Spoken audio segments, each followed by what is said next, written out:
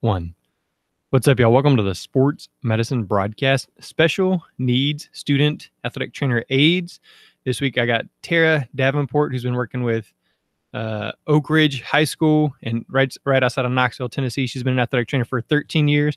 And this came out of a question personally because I had a student in a wheelchair who said, "Hey, I'm interested in being a student athletic trainer." And I said, "Okay, we need to find out how we can include you and how that works."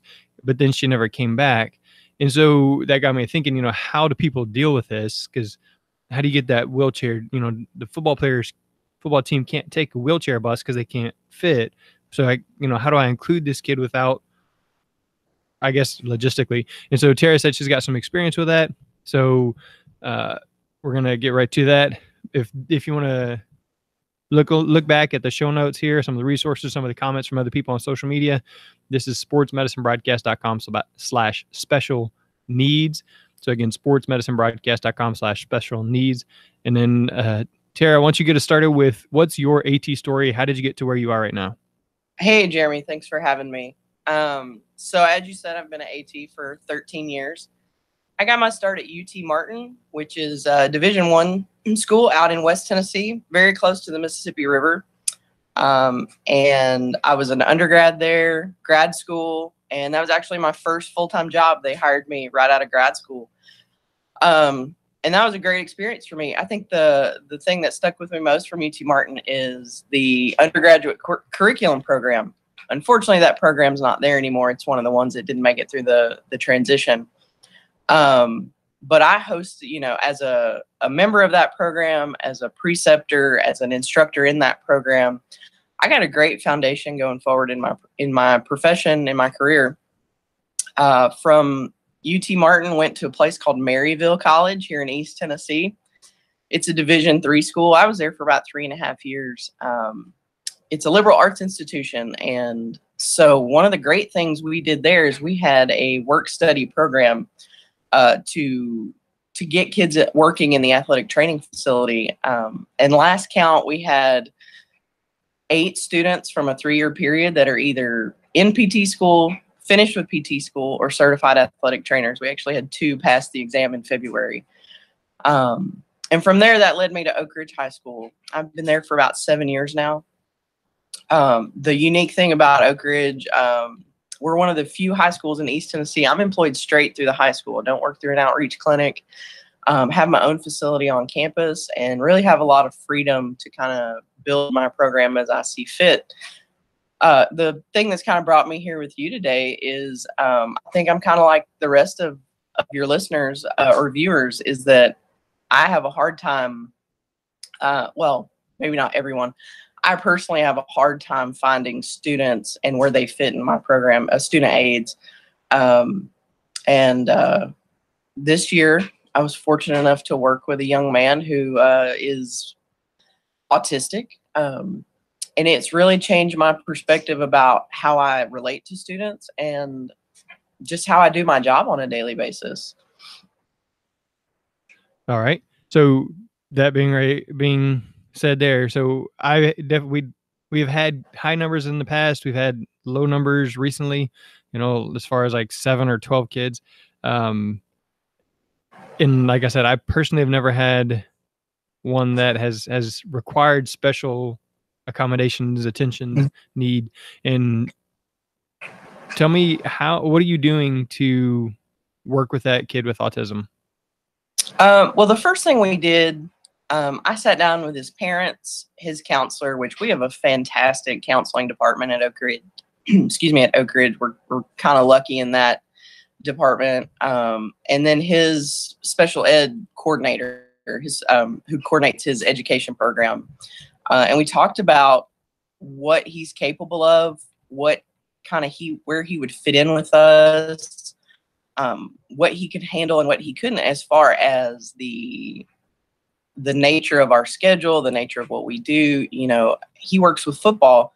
Football coaches are not the nicest people in the whole world. Football changes direction on a dime, and you have to roll with that. And if that wasn't something he was comfortable with or could adapt to, then this situation really wouldn't work. His parents were all for it. his special education coordinator, thought that it would be a great idea. And then his counselor really offered to come out to practice with me to help me get a footing. So we jumped right in with spring football, and he took right to it. I think the biggest challenge, the biggest adaptation that we had to work with was actually my communication skills. And I think I'm guilty of this with anyone, whether it's a special needs aide or a football player or whomever. I think I kind of expect people to read my mind. And so really on my part, communication, whether it's telling him once, twice, 2, 3, 4 times what the task is or what the schedule is, I've really had to focus on that. He's an excellent worker. We kind of reached early on what his ceiling would be. If I have setup duty that needs to be completed, whether it's practice or a game, he's all over that. If it's decisions that I make on the fly that kind of affect how things are going, that's probably a task or a duty that we're going to assign to someone else. But for the most part, it wasn't him adapting to us. It was us adapting to him. And after that, it really went smoothly, went really well. All right. So for this kid who's dealing with autism, you met with the parents, you met with the student, you met with the counselor. The counselor actually came out and helped kind of in the transition. To talk a little bit more about that conversation between you and the counselor while you're there at practice. Was the counselor out there saying, hey, these are some of the things you need to look for, or hey, I don't think that this, and this are a good fit for him? Talk a little bit more about that. So our first couple of days, we really didn't hold back. We treated this student kind of like we treat all of our students. There's a list of daily duties. Those duties need to be done. We go out to practice. You're assigned a position group. My students at practice, mostly the water crew, and they do a fantastic job. So we assigned him to our lineman, offensive lineman. That coach happened to have the student in practice. And so our counselor was really just kind of on site in case a situation came up that I couldn't deal with, like an emotional, not really breakdown, but an emotional reaction to stimuli, overstimulus or something like that. And then at the end of the day, she and I would sit down and say, okay, this is what he did well. This is what he didn't do well. This is what we think in the future we can have him do. She never put limitations on before we tried something. And that's something I really respected, because if you're going to give a kid a chance, you don't really want to go into it with preconceived notions or preconceived limitations. And so it was a little bit of trial by fire. But with my first time students, that fire, that trial by fire is never going to be super risky. And so we just took it one day at a time, and he met expectations as all new students would. And then when we got to the point where we're like, this is probably something he's not going to be comfortable with, like, basic taping, or when we start to teach about wound care, things like that. Those were situations where, we said, okay, you're doing a great job, but this is probably a job that you're not going to participate in. And he was fine with that, because he really enjoyed his interaction with the players. He enjoyed the satisfaction of the jobs he did well. So that was kind of easy for me. There will be situations, there will be students where it's not that easy, and you will have to deal with limitations or situations that your students aren't comfortable with. And again, that comes back to you as their supervisor, as their preceptor, recognizing limitations, recognizing situations that they may not be comfortable in, or that may have triggers for them in the case of autism. All right. So let me get your thoughts and opinion on my situation, where I had a student who was in a wheelchair, like wheelchair bound, it's not like optional wheelchair. and helping in athletic training. So the student's sibling played sports here, and so it was she was kind of here all the time, anyways, waiting for her mom to pick up both of them. But like I said, she never came back. So what do I need to think through? What are the things that I need to plan for? With your situation with the wheelchair, I think that, that's a situation that there should be things in place for that type of disability in a public high school. I assume you're at a public high school. Yes. But that doesn't always translate to what we do and what we do with athletics. And so, I think first and foremost, is it safe for her to be, on the sideline? Is it safe for her to be at practice in that, with my facility, our practice field, there's no good way to get to it. There's a lot of stairs to get to. And so, we make every effort to make what we do accessible to all children, all students, but sometimes that's just not possible. Thinking ahead, what is your facility like? Is it accessible? Are there, my cooler, we store our coolers about 6.5, 7 feet off the ground, just because that's where we have areas for racks, for drying racks. Would she be able to help in your setup procedure just by the way your facility is set up? Are there tasks that she can perform? Are there ways that you can get her involved in spite of her wheelchair? The second is she going to require more focus than the task that you're there to perform? And that was one of my big concerns, is am I going to be more focused on this student and his needs than what I'm here to do, which is provide care for these 120 athletes? And so, I think that's a major point that you have to consider at the end of the day, is that no matter if it's a student with special needs, whether it's autism or a wheelchair or a prosthetic or anything like that, is at the end of the day, does that student require more effort and focus than what we're here to do? And I think when you get into a situation like that, it's okay to say, maybe this isn't the right fit for you. But in your situation, especially with a wheelchair, I think it all comes down to accessibility. And at the end of the day, we want our facilities to be accessible, but it's not always the case, and it's not something we can change readily. I don't know, in my situation, if we had a student in a wheelchair who was interested in coming out, I really don't know that it would work, just because of the accessibility factor. Looking ahead, if you're in that situation in the future, though, that's something you kind of, if someone asked me, would I take another student with autism? I would say yes. If someone asked you, would you take another student in a wheelchair? You have to kind of sit down and look at your situation and make that decision based off your criteria of what you expect from a student aid. Well, I've definitely got a lot of other talking points or things to think through, and honestly, I'd never thought about, will this student require more attention than the rest of my job?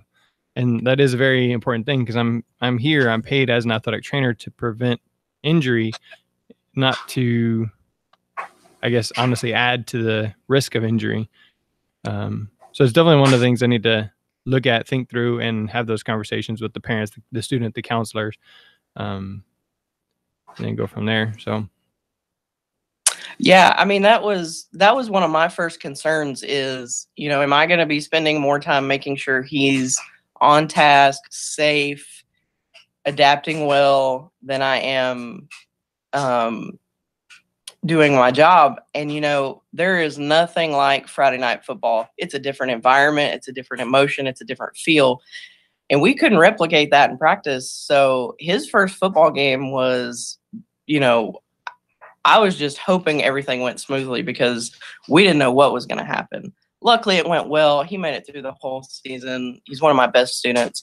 But you can't put a student aid's needs ahead of the job you're there to do in the first place. Gotcha. And so in that situation, I think Sarah Balk on Facebook and Craig Lewin said he had an autistic child, and you need to know their triggers. And so obviously a Friday night football game is going to be loud. There's going to be the band. There's going to be cheering. There's going to be excitement. It's going to be late. And so I think Rick Redden said something about he had a guy that at 9:00, that's all he would talk about was, Coach, I got to go to bed. It's 9:00. I got to get rest. I got to get rest. I got to go to bed. I got to get rest. And, if that's their trigger, then they need to work things like sub-varsity football that starts at 4 and ends at 7 and those kind of things there. So what are some of those other triggers that you guys have worked around? Definitely the schedule trigger. That was a big one for us to get over. And that was something I was more involved with his parents with than with him. In an effort to give him a sense of well-roundedness, my student was a Boy Scout, and he was involved in church, and he was involved in another activity. I can't remember off the top of my head. He was a student aide for us. And he liked to be in bed at a specific time. And so his schedule was a big trigger for him. So we just worked really closely with his parents to be like, okay, Friday is an away game. It's about 2 hours away. This is what time we're leaving. This is what time we'll get home. Is that going to be an issue? And if it was well beyond his normal schedule, then, his parents would make the decision, okay, he doesn't need to go with you guys. We'll just keep him at home. Noise was another trigger. He was very sensitive to loud noise, but did well with earplugs. But we just had to make certain that, he knew, hey, I need to be making eye contact with either the other student aide. I was lucky enough to have a certified intern this year who's really great about working with them. Check in with me, just being really engaged. If you can't hear, he's got to have earplugs in to offset the band. But he just needs to be engaged, making sure that he's checking in with us, which is what we want all of our student aides to do. We want them to be engaged. And then finally, he was very food sensitive, if that makes any sense. And so we do a really great job of treating our student aides like they're one of the team. They eat, Thursday night meal with our football team, pregame, postgame.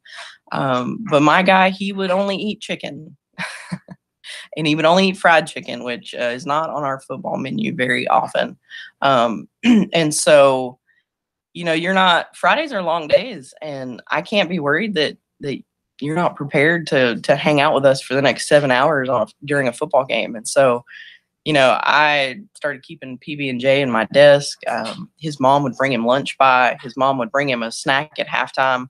And it sounds silly, but it's one of those things, having a student aide that you have to worry about didn't eat all day or didn't eat because they didn't like the food, to the degree that it was a trigger for him. If you asked him to eat something besides fried chicken, he had a real problem with it.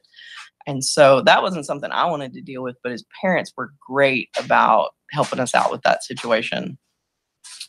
That's an example of triggers are not all the same, and triggers may seem insignificant to you or I, but that's why they're called triggers, is they have a very deep emotional response with these individuals. And so if it were me and I didn't like what they had to eat, I just, it just roll off my back. But unfortunately, not everyone's made like that. And with the schedule and things like that, you and I can sometimes let those things go and cope beyond that. And these kids really can't. And so you have to be cognizant of that. You can't just brush it off as silly or insignificant. Yeah, I have 3 kids, and it's amazing to me, like, how easily I can get frustrated with them not being able to control their emotions.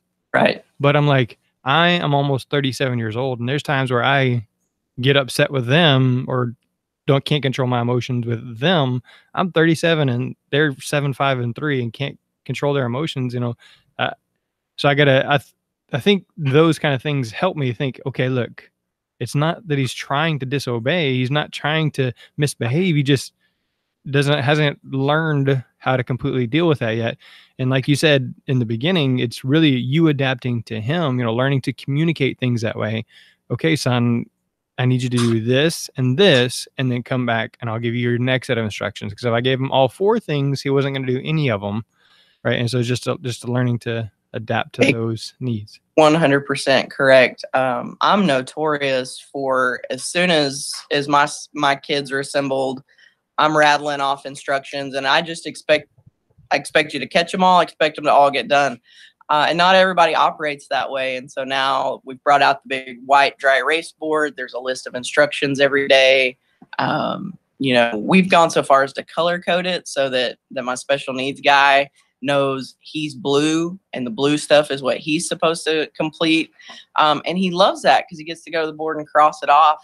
And that's a visual that he did something to completion. He did a good job. My football players who come through to get taped or pre-treatment or whatever, they know that his color's blue, and he gets a hot, hey, you finished your setup for today, high five. And honestly, on a different note, that's what really surprised me and impressed me the most. My football players just adopted this guy, which may not be the right term, but they love him. He's one of the guys. They go to off-campus lunch with him on Fridays. He's been at all of our varsity basketball games with our football team. Like, they've just really taken to him and made him feel really good, which may be a better experience and a better emotion for him than having worked for me. Yeah, just a sense of the belonging. I mean, I'm not gonna lie, every time I see one of those videos of, the special needs manager being able to make that basket in the game. Yes. It gets to me. Yeah. So all right. Do you have anything else other specific that you would like to say, hey, this is one thing we need to think about, there's one thing you need to work on, look at? If not, then I'm going to kind of work through some of these other comments that we received about different special needs situations, and then we can just kind of talk through those. I think the bottom line for me, I was kind of hesitant taking on a special needs student aid, but at the end of the day, you got to be open-minded about it and know that it's okay to say no, that not every student is going to fit into your situation, or you're not going to be able to adapt to their situation. But take a chance. I had a great experience. We're going to have him back next year. He'll be senior next year. And so I'm really excited for that opportunity, but just know that keep an open mind, and it's okay to say no sometimes. All right. That's definitely, yep. It's also one of the cool things you said about the counselor, just saying, you know what, I'm not going to put any limits on it. We're just going to throw him out there and see what he can do, and then peel back from there. And so yeah, it's kind of the same attitude, I guess, you've adapted there is, just go for it. And if it doesn't work, then say, okay, it didn't work, but we tried. Yeah, just give it a shot. You never know. All right. So on Facebook, Megan Wilkins said she had a student with lack of motion in one arm, a great student, hard worker, but ended up quitting because she couldn't learn how to tape. And so I think like that, if you have other tasks that, I mean, maybe the kid just felt like she wasn't progressing and wasn't able to do it fully, so she wanted to go on and do some other things. But again, like you said, having a task board saying, okay, these are your things to do, and we just make it work, or just saying, all right, well, try everything, and whatever you think you're best at, we'll have you do those. Yeah, absolutely. Everybody gets tired of water setup every day if that's the only thing you get to do, but just try something till it sticks. And taping's hard. I didn't feel like I got really good at it until I was in grad school, and not everybody picks it up quickly. And so I don't know that specific situation, but try a little bit of everything and see what sticks. Yeah. And then, like you said, it's okay for this to say, okay, well, if this doesn't work for you, that's fine. Absolutely. All right. So Sarah Balk says that she had some with developmental delays, including Down syndrome. And so that's a whole different set of concerns, because she said some of them, they'd have to check and make sure that they're not getting too hot or too cold, because that can really affect the yeah, their body processes, individuals with Down syndrome, their body processes are so different than ours, and that can really present a problem. And as well as what is their level of development, because the Down syndrome spectrum is as wide as the autism spectrum. So, again, I think that's one of those situations where we can't be afraid to say no. We can't make everyone fit. We can't make a spot for everyone. Our basketball team, their manager has Down syndrome, and that's worked out really well. He only comes to home games. He's, essentially the water boy, which is a horrible term. I hate that term, but I use it all the time. And so football and soccer and outdoor sports may not be for everybody, but if you have the ability to incorporate them in some of your indoor sports, maybe give that a shot. Yeah, those, again, one of the things you talked about, the accessibility. Can they get there?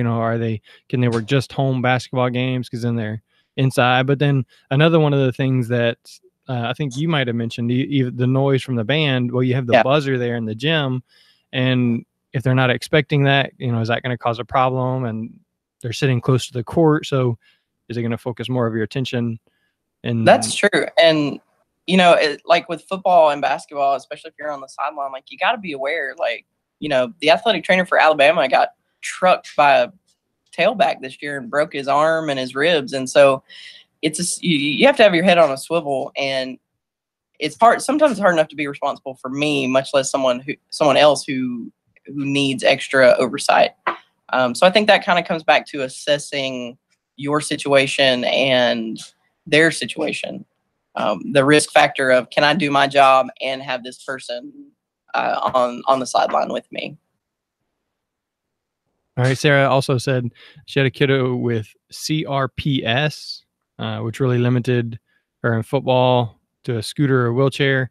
And then, so a lot of times she would hang out inside and help with treatments that were going on during practice. And again, that goes back to knowing the triggers, finding out what they can do, speaking with the parents, the counselors, and if necessary, the doctor involved with treating the student, and then giving them a shot and going from there. Yeah, absolutely. If you're open to it, I think you can in most cases find a spot for a kid to fit in. You just have to keep an open mind about it. And I think you mentioned, that your student is doing really well out there. We're a hard worker. That's one of the things Sarah says, that one of the kids has a learning disability and struggles in the regular classroom, but there in the athletic training facility, he does really well because he's got the one-on-one instruction, the practical, like hands-on skills. So he's not just sitting there having to read a book, but he's got Sarah there saying, okay, well, here, do it this way, standing right behind him, or even another student athletic trainer aide saying, yeah, here, help me do this, or here's how I do it, or that kind of thing. So you get really close one-on-one instruction, which can be good for students who are struggling with learning disabilities. And I think that's something I failed to mention is my other student aides that were as open-minded as they could be, and did take the opportunity to say, hey, come help me, or hey, let me show you what I'm doing, or let me help you. And I have two others, but they were huge. They were probably as involved as anybody else in making sure this situation worked. And that's a great comfort to have if you have other student aides, whether they're special needs or not. Just, you guys are a team. You have one goal, whether it's practice day or game day, and everybody needs to be involved. And then one of Sarah's kids, she said, if this kid gets tired, then he's going to sit down and not help at all. And basically that's it. That's all he's doing. Right. So there's no point in like yelling at him or getting on to him. You know that that's one of his triggers. So you know that if he's tired, he's done. He's going to sit there and not do anything. And again, you just kind of plan for that. And we do. When they're done, they're done. and there's no amount of motivation to change that. And so if at halftime of a football game we're super busy and we're a couple hands short, we just got to make do with it, because my guy's taking a break. His feet are tired. He's tired. He's getting his halftime hot dog every Friday night, halftime hot dog, throwing the bun away. And that's just how it is, you know. And so once I figured it out, I wasn't like scurrying around looking for him, worried about him, it was okay. You know, we kind of adjusted and made do. But it's one of those things where you can't think that you're going to rationalize with them like you would other people. They're unfortunately or fortunately, I don't know, their brain's just not wired that way. And so, it's one of those things, like, I could get mad about it and I could make it a sticking point, or I could just go on about it because it really didn't slow us down that much. Yeah. And so one of the final things there, Sarah said she tries to hold them to the same expectations as far as the schedule, what they wear, what they're supposed to be working, what they're learning. So she, instead of trying to make, okay, well, everybody does this except this kid. Well, for the most of the time, they've always been that exception. They've always been that outcast type. And so, hold them to the same standards. And then, maybe just personally, you give them more grace or more opportunities to fail than you would a student who's normal functioning. Yeah, I agree with that 100%. The standard, the schedule standard, what we wore, those standards did not change, because those are standards that, really, it wasn't a hard thing for my guy to adhere to. He was tickled to death to get the athletic training shirt this year. I think he wore it to school on non-game days, which was fantastic. I loved it. But as far as like tasks and things, I think that's where it helped for us to write it out, because it didn't look like we were excluding him or separating him or giving him other tasks. Everybody was included in the same list. And so the standard didn't change, just the task did. Very good. Erica Williamson said she had a student with Fragile X syndrome, and they was able to participate, but they weren't able to be part of football because or contact sports. But he said he loves being around the athletes and helping at practices. And he also knows everyone's name, jersey number, and how many points they score and that kind of stuff. So I'm sure the kids enjoy that. Hey, hey, Johnny, how many points do I got? Hey, how many points do you have? Who's winning? That kind of thing. Or, oh, yeah. And so he's always a positive person to be around. And Chris Trobaugh mentioned something like that. Some of the special ed students that he's had in his program have been some of the most thoughtful kids that he's dealt with as an athletic trainer. And so, we've gone through several. There's autism, there's wheelchair, there's Fragile X, there's Down syndrome, CRPS. So we've gone through quite a few so far as far as people who have been included in these sports medicine programs. I know that in our district, there have been some, I hope this is correct, little people as athletic trainers as well. And so, there's some special considerations that have to be made for things like that. But I know I've seen it multiple times when we go to our GHATs that there are some little people included in athletic training, and, it's worked for them. And so that's definitely another option. Speaking of districts, in our district, not necessarily student aides, but we have several special needs, CP, MS, wheelchair bound, that are statisticians. And I think that's becoming bigger in Tennessee, is statting high school sports. Like stat crew type stats. And so one of our district high schools, that's their statistician club is made of mostly special needs students who do a fantastic job. They physically may not, they may be physically limited, but mentally they're super sharp. And so that's really benefited that school. Yeah. And, that's something to keep in mind is, if a student can't help you, they may fit in with your stat program. Yeah, that's a very good point.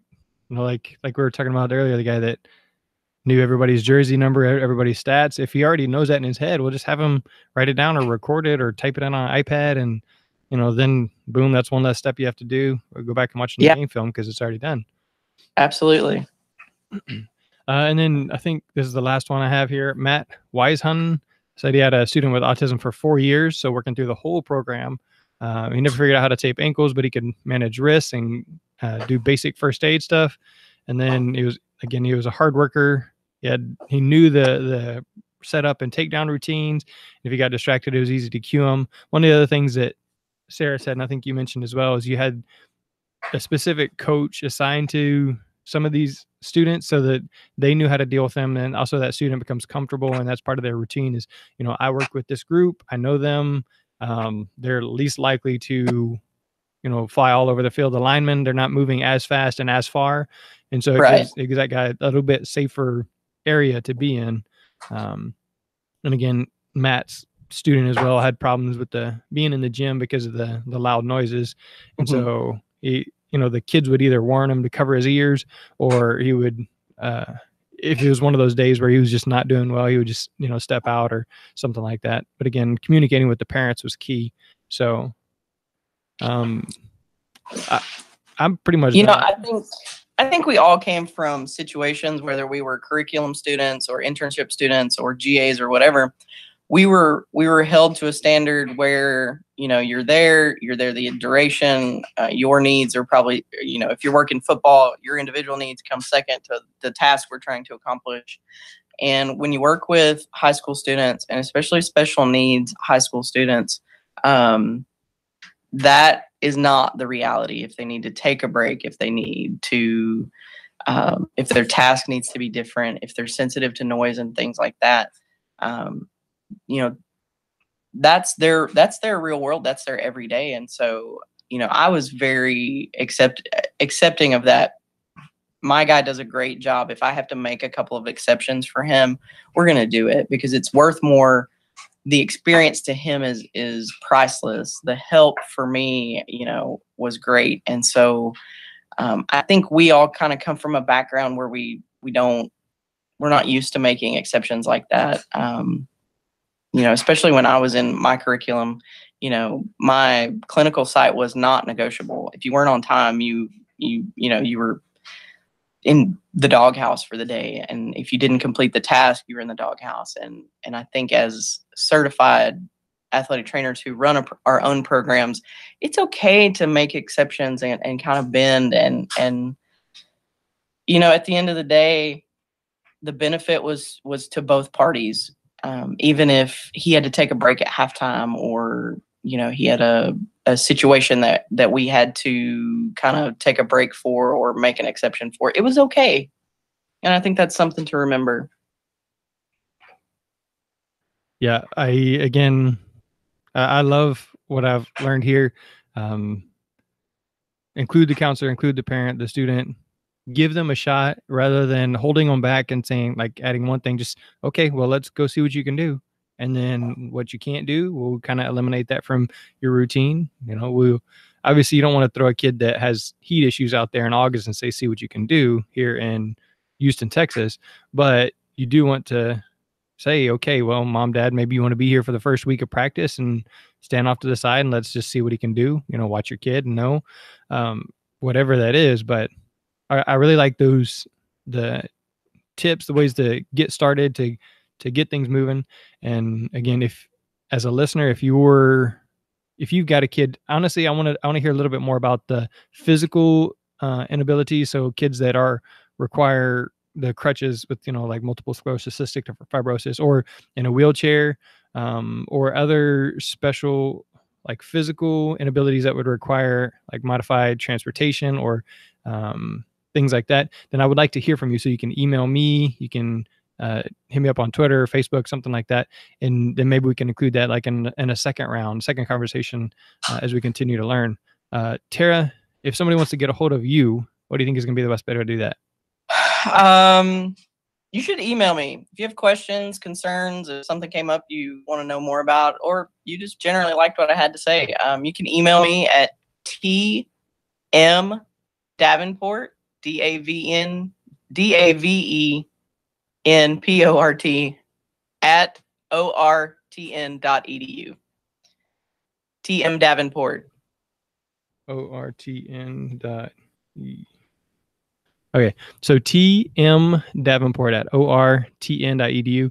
So maybe you liked or didn't like what she said, and you feel that, she needs to correct something, or she was very beneficial in improving your case to include everyone and provide compassionate care for everyone, then email her, let me know, and I'd like to continue this conversation as I continue to grow who I am as an athletic trainer, and as we continue again to provide compassionate care, including other people in our program, because you really never know who's going to be the best, the hardest worker, the most influential student until you give them that shot. So I'll have the link to that email in sportsmedicinebroadcast.com/special needs. Again, sportsmedicinebroadcast.com// special needs.